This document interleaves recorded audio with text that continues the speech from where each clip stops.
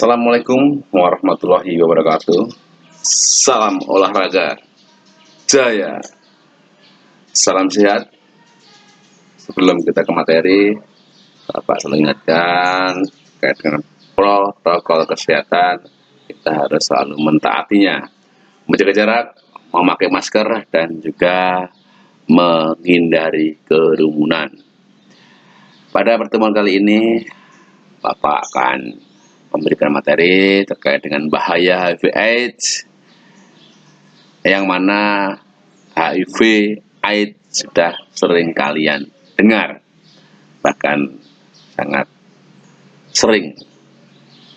Tapi di sini tetap Bapak akan memberikan materi tersebut dengan tujuan yaitu kalian bisa memahami lebih dalam lagi cara pencegahan, bahaya, dan penularannya.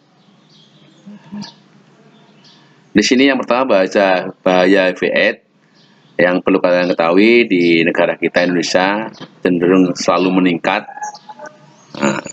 Bahkan di dunia pun juga tidak mengalami penurunan, semakin tahun semakin meningkat. Di sini asal-usul penyakit HIV/AIDS. HIV yang merupakan kepanjangan dari Human Immune Deficiency Virus, yang merupakan virus yang menyebabkan penyakit AIDS. HIV merupakan virus dan menyebabkan penyakit AIDS, yaitu HIV virusnya, AIDS penyakitnya, yang mana menyerang kekebalan tubuh manusia.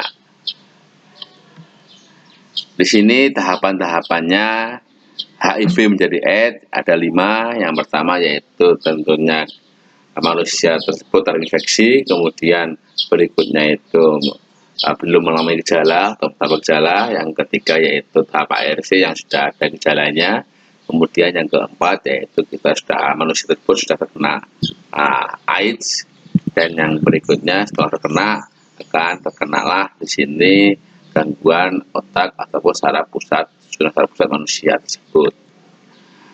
Penyakit ringan seperti influenza bila sudah terkena HIV/AIDS akan menjadi sangat berbahaya, akan semakin parah karena kekebalan tubuh kita sudah menurun bahkan hampir tidak ada. Rasa lemah dan lesu yang dapat menurunkan daya tahan tubuh merupakan salah satu gejala awal atau tahapan awal terkena infeksi HIV. Jadi jangan menganggap remeh ketika pada kita lemah, lesu, kurang tenaga, itu segera kita harus cek di dokter ataupun minum obat. Cara penularannya yaitu dengan yang pertama yang perlu Anda ketahui sebelumnya, yaitu virus ini menyerang sistem ataupun sel darah merah manusia, yaitu di limfosit T4, yang mana di sini limfosit T4 berperan penting dalam pengaturan sistem kekebalan tubuh manusia. Sekali lagi, virus HIV menyerang kekebalan sistem kekebalan tubuh manusia, imunitas.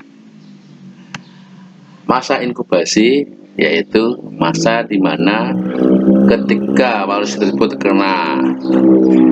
terinfeksi HIV, perlu waktu untuk memunculkan gejala-gejala yang seperti demam, kemudian lemah, lesu tadi, yang dinamakan di sini masa inkubasi, itu jangka waktu dari terinfeksi sampai munculnya gejala-gejala yang menyebabkan kita kena AIDS. Di sini penularannya yaitu dengan cara hubungan kelamin. Hubungan kelamin yang dimaksud di sini yaitu hubungan kelamin yang sering kita dengar, yaitu free sex, seks bebas, dan sebagainya, yang melakukan hubungan suami istri di luar nikah. Dan ada pun yang sudah menikah pun berkonsultasi pasangan tentunya. Transfusi darah karena melalui cairan tubuh manusia akan mudah terinfeksi ketika darah yang dimasukkan ke tubuh manusia lain yang sudah terkena infeksi virus tadi. Kemudian alat-alat medis seperti jarum suntik dan sebagainya. Ibunya yang terkena HIV, kemungkinan besar anaknya juga pasti akan terkena HIV juga. cairan tubuh yang lainnya seperti air liur dan lain sebagainya. Kemudian donor organ seperti donor ginjal dan lain sebagainya. Gejala awal di sini dalam masa inkubasi tadi, perlahan-lahan kekebalan tubuh mulai mengalami penurunan. Gejala fisik mulai terlihat seperti demam, badan capek, badan cepat lesu, nafsu makan berkurang atau menurun dan lain sebagainya. Itu merupakan gejala-gejala terkena virus HIV. Kemudian di sini kelompok yang berisiko tinggi terkena virus yaitu hubungan kelamin tadi. Di sini homoseksual ataupun sama jenis, hiperseksual, bergonta-ganti pasangan, free sex, ya kan? Kemudian biseksual, serta pecandu narkoba. Kenapa pecandu narkoba juga rawan terkena virus HIV? Karena alat yang digunakan tidak diganti, asal duduk saja. Kemudian pencegahannya di sini yang pertama terkait dengan alat medis tadi, yaitu menggunakan jarum suntik yang steril dan baru ketika melakukan penyuntikan. Berikutnya selalu menerapkan kewaspadaan mengenai seks aman, yaitu seks dengan hubungan yang sah, yaitu suami istri saja. Kalian yang masa sekarang ini jangan berpikiran ke arah seks tadi, tapi kalian harus tahu apa itu namanya seks pasti. Tapi jangan sekali-kali melakukan itu, karena selain risiko rawan terkena HIV dan juga dilarang oleh agama. Agama manapun saya akan melarang itu semua. Kemudian ibu hamil tadi,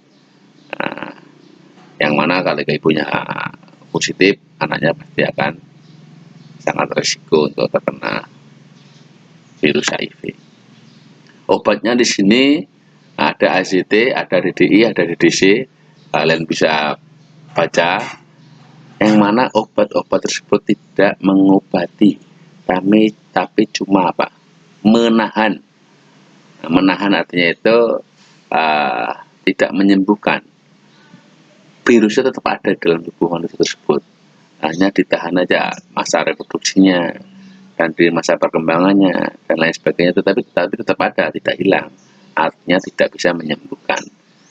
Karena apa? Obat yang menyembuhkan sampai detik ini belum ada, belum muncul. Nah, mungkin itu penjelasan dari Bapak. Bila ada kurang lebih, mohon maaf.